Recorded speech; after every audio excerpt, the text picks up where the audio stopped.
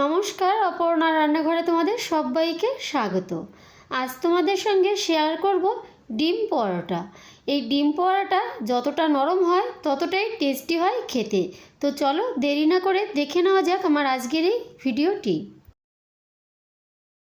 ডিম পরোটা বানাবার জন্য সবার প্রথমেই একটা বলে নিয়ে নিচ্ছি 3টে ডিম, আর এখানে দিয়ে দিচ্ছি 150 গ্রাম দুধ আর ডিম খুব ভালো করে ফেটিয়ে নেব।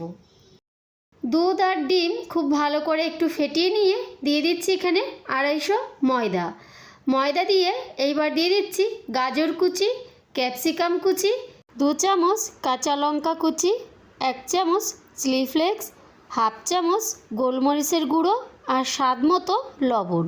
এবার খুব ভালো করে এটাকে মিশিয়ে নেব। তোমরা চাইলে এই সময় একটু ধনেপাতাও ব্যবহার করতে পারো।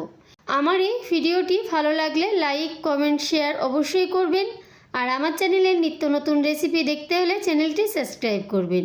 ফেসবুক থেকে যদি আমার ভিডিওটা দেখেন তাহলে ফেসবুক পেজটাকে ফলো করবেন। আমার পেজের নাম অপর্ণা রয়। সব কিছু খুব ভালো করে মিশিয়ে নেওয়ার পর তোমাদেরকে একবার দেখিয়ে দিই। দেখো, ঠিক ব্যাটারটা কিন্তু এরকম হবে, খুব বেশি ঘনও না আবার খুব বেশি পাতলাও না। এবার গ্যাসের উপরে একটা প্যান বসিয়ে প্যানের মধ্যে এবার একটা বাটিতে করে এই ব্যাটারটা আমি দিয়ে দেব।